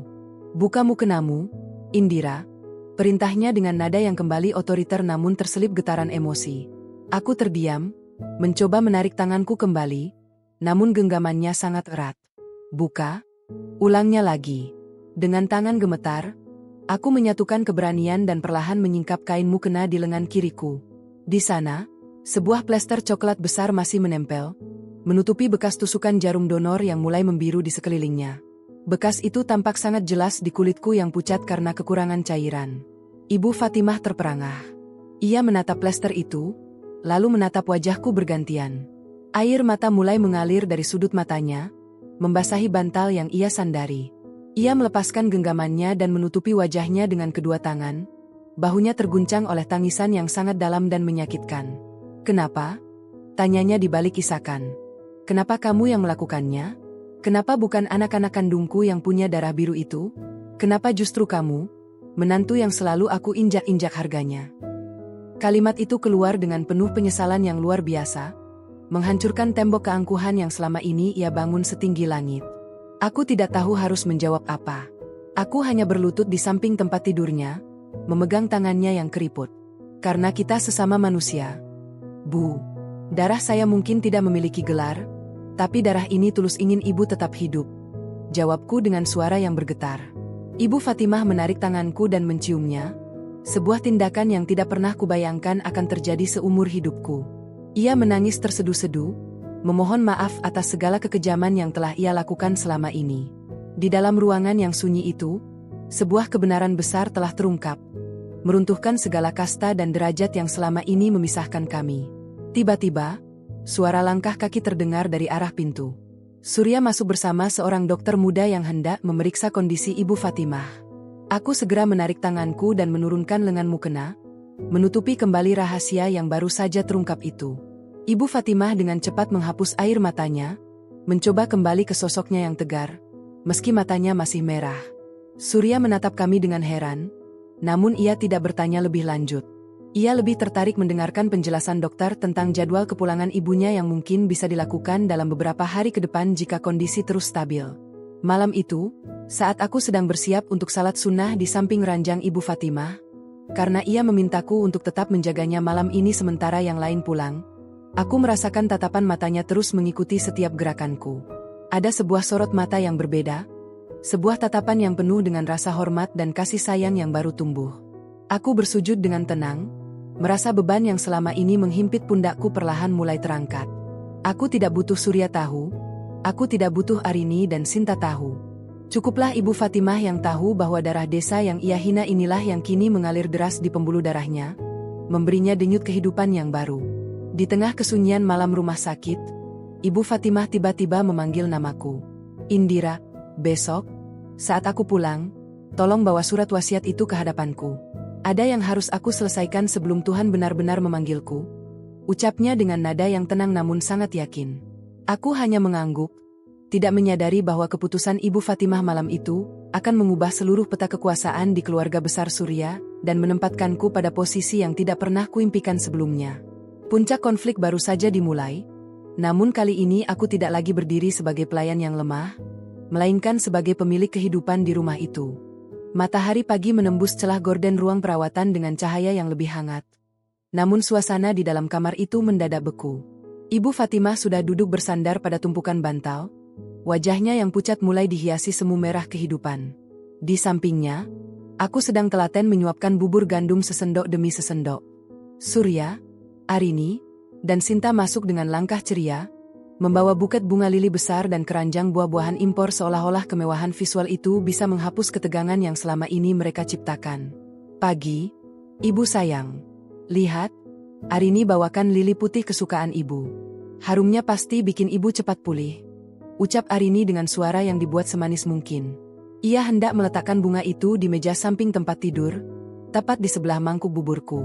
Namun, sebuah gerakan tangan Ibu Fatimah yang tiba-tiba membuat Arini terlonjak. Ibu menepis pelan buket bunga itu hingga jatuh ke lantai. Keheningan yang janggal langsung menyergap ruangan. Surya terdiam di ambang pintu, sementara Sinta yang sedang sibuk membetulkan letak kacamatanya ikut mematung. "Simpan bungamu, Arini. Aku tidak butuh keharuman yang palsu." Suara Ibu Fatimah terdengar serak namun memiliki otoritas yang jauh lebih tajam dari sebelumnya. Beliau beralih menatapku, lalu tangannya yang masih terpasang selang infus meraih jemariku yang kasar. "Indira, teruskan suapanmu. Aku hanya ingin makan dari tanganmu," lanjutnya dengan nada lembut yang membuat ketiga anaknya saling berpandangan dengan raut bingung sekaligus tidak suka. Aku hanya bisa menunduk, meneruskan tugasku dalam kecanggungan yang luar biasa berat. Surya mendekat, mencoba mencairkan suasana. "Bu, Indira memang rajin, tapi biarkan dia istirahat dulu. Arini atau Sinta bisa ganti menyuapi ibu. Mereka sengaja datang pagi-pagi untuk berbakti, ucap Surya sambil memberikan kode mata agar aku berdiri. Namun, Ibu Fatimah justru mempererat genggamannya pada tanganku. Berbakti? Di mana kalian saat aku hampir mati kehabisan darah? Di mana kalian saat dokter berteriak mencari nyawa untukku? Kalian hanya menangis meratapi harta yang mungkin hilang kalau aku tiada. Hardik Ibu Fatimah. Kata-katanya seperti petir di siang bolong bagi mereka. Sinta mencoba membela diri dengan suara yang bergetar. Tapi Bu, kami sudah berusaha mencari donor kemana-mana. Golongan darah ibu itu langka. Bukan salah kami kalau darah kami tidak cocok. Ibu Fatimah tersenyum getir, sebuah senyuman yang mengandung luka mendalam. Beliau melepaskan tanganku lalu perlahan menarik lenganmu kenaku yang sejak tadi kupakai untuk menutupi bekas luka donor. Aku tersentak, mencoba menarik tanganku kembali, namun Ibu Fatimah bersikeras. Di depan mata mereka semua, plester coklat dan lebam biru di lipatan lenganku terpampang nyata. Kalian lihat ini? Ini adalah bukti dari darah yang kalian sebut cacat silsilah. Darah desa inilah yang sekarang mengalir di jantungku, yang membuat mataku bisa melihat kalian lagi hari ini, ucap Ibu Fatimah dengan air mata yang mulai menggenang. Surya jatuh terduduk di kursi kayu di sudut ruangan, wajahnya berubah menjadi sangat pucat. Arini dan Sinta terperangah, mulut mereka terbuka tanpa mampu mengeluarkan sepatah kata pun. Rahasia yang kusimpan rapat akhirnya meledak, menghancurkan tembok keangkuhan yang mereka bangun selama bertahun-tahun di atas penderitaanku. Suasana menjadi sangat emosional. Ibu Fatimah mulai bercerita dengan suara yang bergetar hebat tentang masa lalunya yang selama ini ia kunci rapat di dasar hati. Kalian selalu membanggakan gelar ningrat dan darah murni, padahal aku sendiri adalah seorang gadis desa yang dibuang oleh keluarga ayah kalian karena dianggap tidak layak. Aku menghabiskan puluhan tahun mencoba menjadi orang lain, menjadi sosok kejam agar tidak ada yang berani menghinaku lagi. Dan aku melihat diriku dalam diri Indira. Bedanya, Indira memiliki hati yang tetap suci meski aku injak berkali-kali, ungkap Ibu Fatimah sambil terisak. Aku merasa duniaku berputar. Rahasia besar itu kini terungkap secara utuh. Arini dan Sinta tampak sangat terpukul, bukan karena kasihan padaku, melainkan karena pondasi kesombongan mereka tentang kemurnian silsilah, ternyata berdiri di atas kebohongan. Surya mendekat ke arahku, ia berlutut di lantai rumah sakit, memegang ujung gamisku dengan tangan yang gemetar hebat. Indira, maafkan aku. Aku adalah suami yang paling pengecut di dunia ini, isaknya. Aku hanya bisa membisu, merasakan perih yang teramat dalam namun juga ada kelegaan yang mulai merayap di dada. Ibu Fatimah kemudian meminta Surya untuk memanggil pengacara keluarga malam itu juga ke rumah sakit. Beliau bersikeras tidak ingin menunda lagi. Aku sudah melihat pintu kematian, dan aku tidak ingin membawa dosa ketidakadilan ini ke liang lahat, tegasnya. Meskipun dokter menyarankan agar beliau beristirahat total, keinginan kuatnya tidak bisa dibendung. Sepanjang hari itu, ruangan perawatan menjadi saksi perubahan besar dalam dinamika keluarga mereka. Tidak ada lagi perintah kasar, tidak ada lagi tatapan meremehkan dari Arini dan Sinta. Mereka duduk di sudut ruangan dengan wajah tertunduk, seperti pesakitan yang sedang menunggu vonis. Malam harinya, pengacara keluarga datang membawa beberapa dokumen penting. Ibu Fatimah meminta semua orang keluar ruangan kecuali aku dan sang pengacara. Di dalam ruangan yang sunyi itu, aku menyaksikan Ibu Fatimah membaca kembali surat warisan yang dulu pernah kulihat sekilas. Dengan tangan yang masih lemah, beliau mengambil sebuah pena. Harta bisa dicari, gelar bisa dibeli, tapi ketulusan darah tidak bisa direkayasa, bisiknya padaku. Beliau kemudian membubuhkan tanda tangan di atas sebuah dokumen baru yang isinya sama sekali tidak pernah kubayangkan sebelumnya. Setelah pengacara pergi, Ibu Fatimah memanggil kembali anak-anaknya masuk. Beliau menatap mereka satu persatu dengan pandangan yang penuh pengampunan namun juga ketegasan. Mulai hari ini, aku menghapus semua syarat kepatuhan yang konyol itu. Dan aku ingin kalian tahu, bahwa aku telah memindahkan seluruh wewenang pengelolaan yayasan sosial dan aset manajemen utama keluarga kepada Indira, ucapnya tenang. Teriakan kaget hampir keluar dari mulut Arini, namun ia segera menahannya saat melihat tatapan tajam sang ibu mertua. Aku terpaku, merasa tanggung jawab ini terlalu besar dan tidak masuk akal. Tapi Bu, saya tidak tahu apa-apa soal bisnis, protesku pelan. Ibu Fatimah tersenyum lembut, meraih tanganku dan menciumnya kembali. Kamu tahu cara mencintai tanpa pamrih, Indira. Itu jauh lebih penting daripada tahu cara menghitung angka. Biarkan mereka yang punya gelar itu bekerja untukmu di bawah pengawasanmu. Kamu adalah pemilik darah paling murni di rumah ini. Aku menatap Surya yang masih terdiam. Ia tampak menerima keputusan itu dengan pasrah, seolah-olah beban besar juga terangkat dari pundaknya. Malam semakin larut di rumah sakit, namun babak baru kehidupanku baru saja dimulai.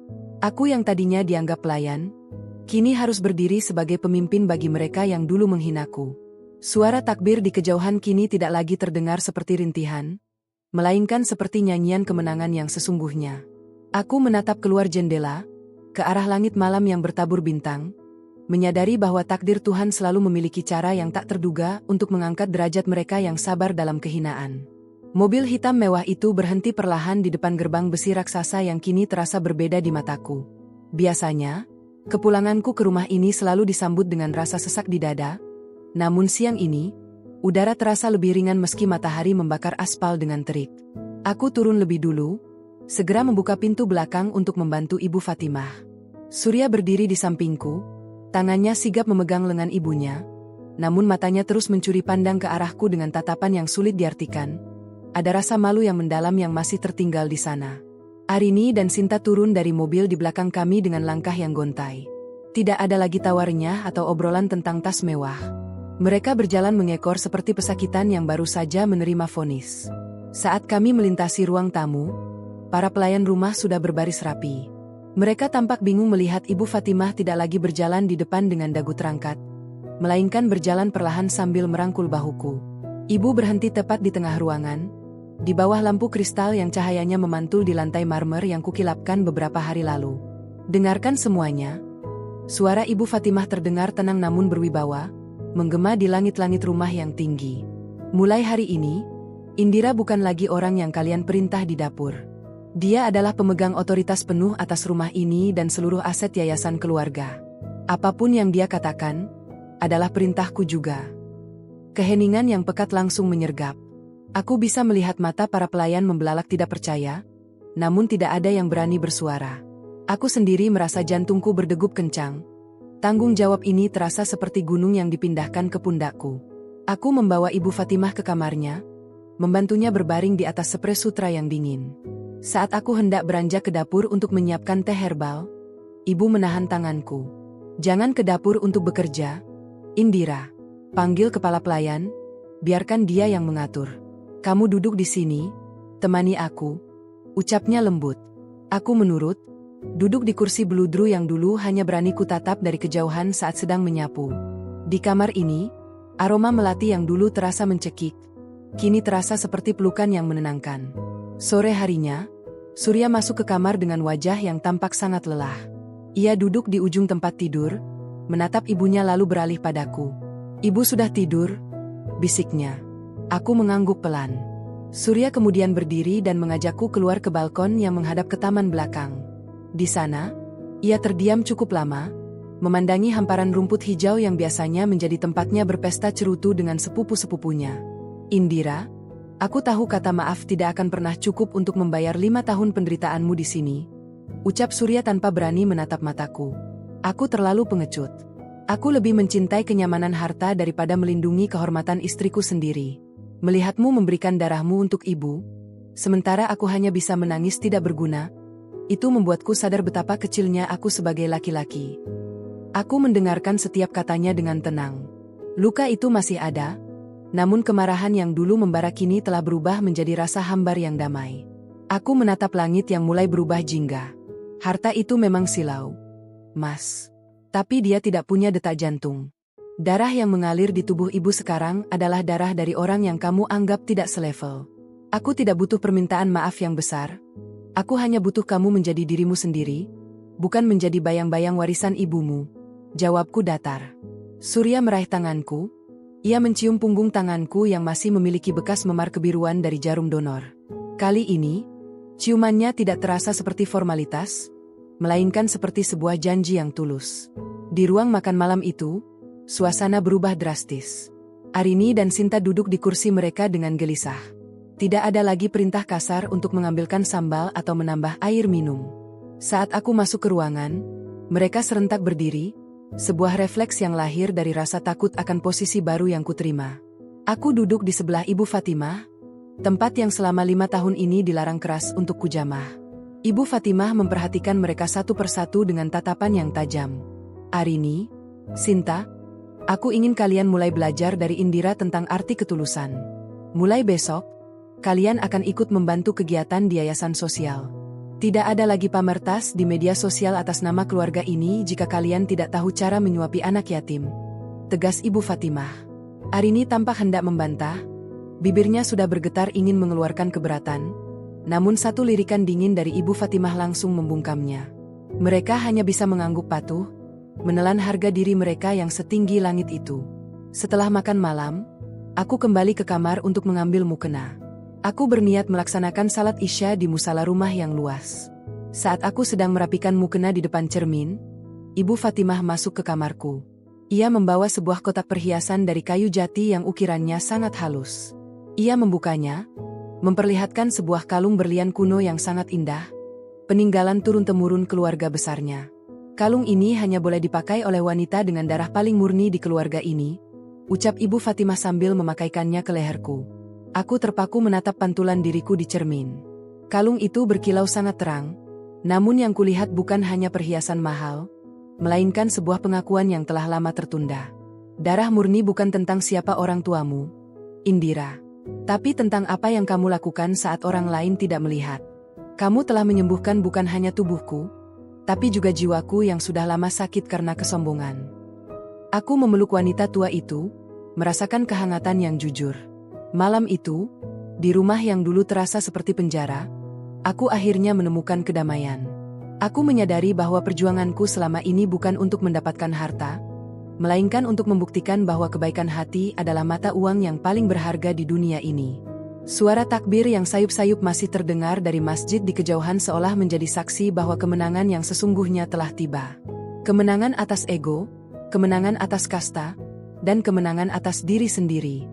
Besok adalah hari pertama aku akan menginjakkan kaki di kantor yayasan sebagai pemimpin. Aku tahu akan ada banyak tantangan, terutama dari kolega-kolega Ibu Fatimah yang mungkin akan memandang sebelah mata pada gadis desa sepertiku. Namun, aku tidak takut lagi. Di dalam nadiku mengalir kekuatan yang telah teruji oleh hinaan dan kerja keras. Aku memejamkan mata, membayangkan wajah orang tuaku di desa, berharap mereka bangga bahwa putri mereka tidak pernah kehilangan jati dirinya meski di tengah kepungan kemewahan yang palsu. Pagi itu, kantor Yayasan Bina Sejahtera tampak lebih sunyi dari biasanya. Deretan piala perak dan foto-foto peresmian gedung yang menampilkan Ibu Fatimah terpampang kaku di dinding lobi yang berlapis marmer hitam. Aku melangkah masuk dengan gamis katun berwarna hijau lumut yang sederhana, namun kali ini tidak ada celemek yang menutupi pakaianku. Di belakangku, Arini dan Sinta berjalan dengan langkah yang diseret, wajah mereka ditekuk masam karena harus bangun lebih awal untuk mengikuti jadwalku. Mereka yang biasanya menghabiskan pagi dengan janji temu di salon, kini terpaksa menenteng map berisi laporan keuangan panti asuhan. Sekretaris yayasan, seorang wanita parubaya bernama Bu Nining, menyambutku dengan tatapan menyelidiki. Ia telah bekerja belasan tahun untuk Ibu Fatimah dan sudah pasti mendengar selentingan tentang menantu desa yang tiba-tiba naik takhta. Ia menyodorkan setumpuk berkas di atas meja jati besar yang dulu merupakan kekuasaan mutlak ibu mertuaku. Ini daftar penyumbang tetap dan rencana pengeluaran untuk renovasi gedung panti bulan depan, Bu Indira, ucapnya dengan nada yang sedikit kaku, seolah lidahnya masih asing menyebut namaku dengan sebutan, Ibu. Aku duduk di kursi kebesaran itu, merasakan dinginnya sandaran kulit yang mahal. Namun, saat aku membuka lembaran pertama, dahiku berkerut. Ada banyak angka yang tidak masuk akal. Biaya konsumsi rapat yang setara dengan biaya makan anak yatim selama sebulan, serta dana hibah yang mengalir ke perusahaan-perusahaan milik kerabat Arini dan Sinta tanpa kejelasan proyek. Aku mendongak, menatap kedua kakak iparku yang sedang asyik membetulkan riasan di sudut ruangan. Mbak Arini, Mbak Sinta, tolong jelaskan padaku mengapa dana renovasi panti dipotong 30% untuk biaya koordinasi ke perusahaan suami kalian, tanyaku dengan suara tenang namun tegas. Arini tersentak, ia meletakkan bedak padatnya dengan kasar ke atas meja. Indira, kamu itu orang baru. Itu sudah prosedur lama. Suami kami membantu mengawasi proyek, jadi wajar kalau ada biaya jasa.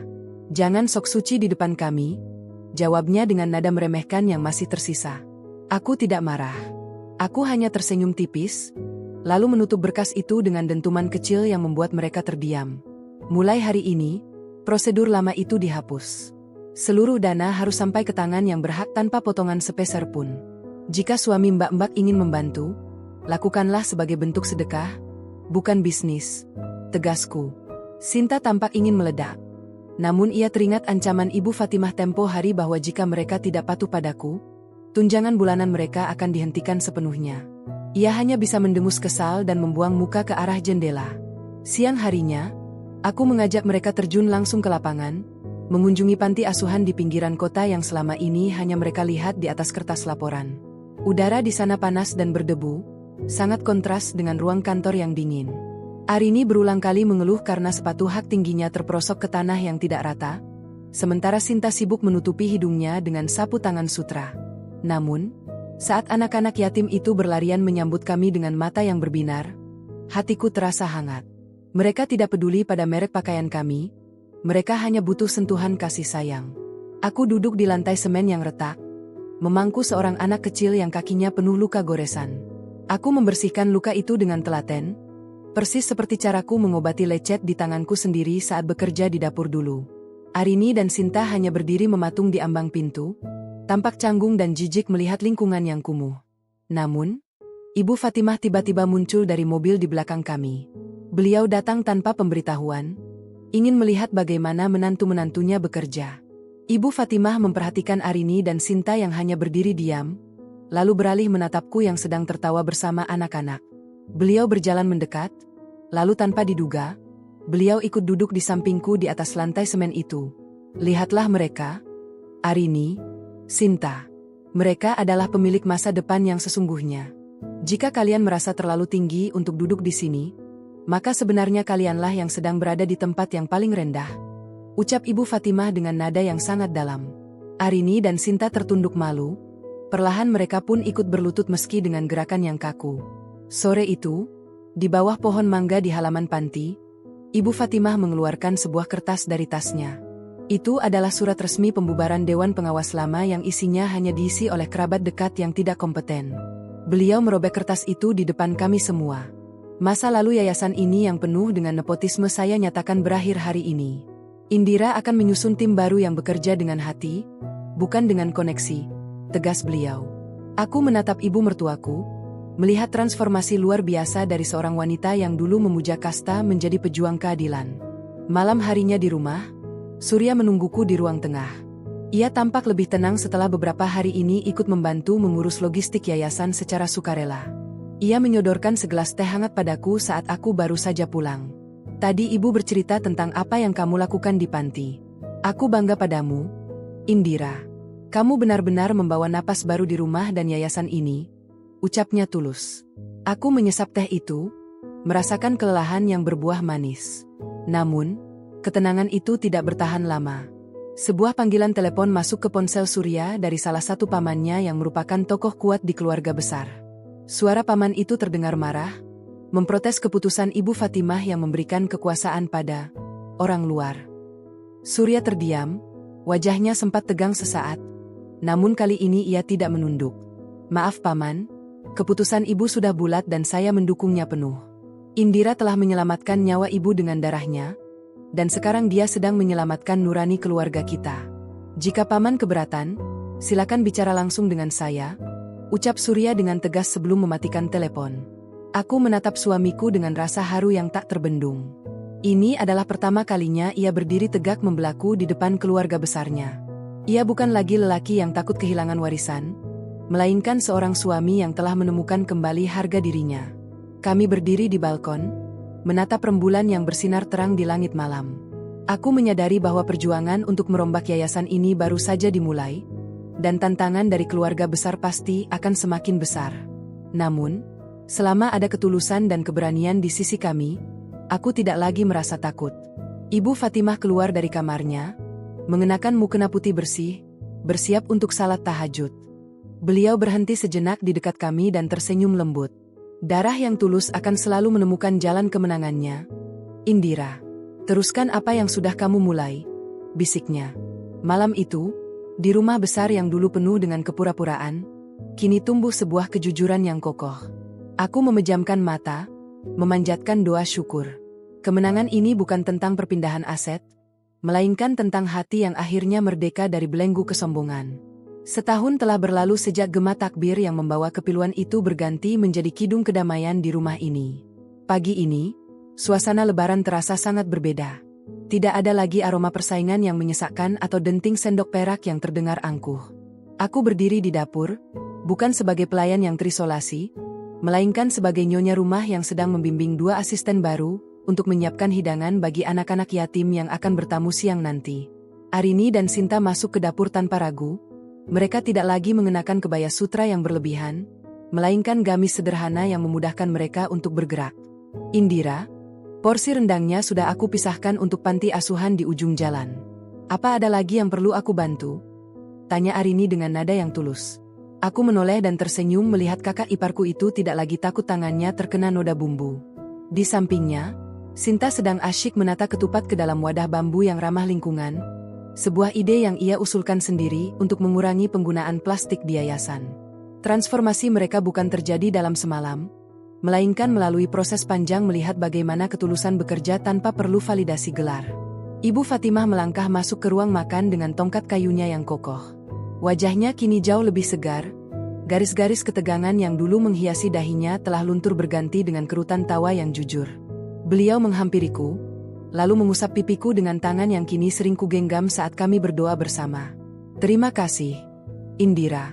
Kamu telah mengembalikan nyawa ke rumah ini, bukan hanya nyawa ragaku, tapi nyawa nurani kami semua, bisiknya. Aku memeluknya erat, merasakan detak jantung yang dulu hampir berhenti itu kini berdenyut kuat, membawa darah yang sama dengan darah yang mengalir di nadiku. Surya datang menghampiri kami, ia mengenakan baju koko putih bersih. Penampilannya sangat bersahaja, namun auranya memancarkan ketenangan seorang lelaki yang telah merdeka dari bayang-bayang warisan. Ia tidak lagi memegang ponsel untuk mengecek harga saham, melainkan memegang daftar nama penerima beasiswa pendidikan dari yayasan yang kini kami kelola bersama. Surya menatapku dengan binar mata yang penuh rasa hormat. Ia telah membuktikan janjinya untuk menjadi pelindungku, bukan karena harta ibunya, tapi karena ia menyadari bahwa harta sesungguhnya adalah istri yang berdiri di sampingnya ini. Siang harinya, gerbang besi raksasa itu terbuka lebar.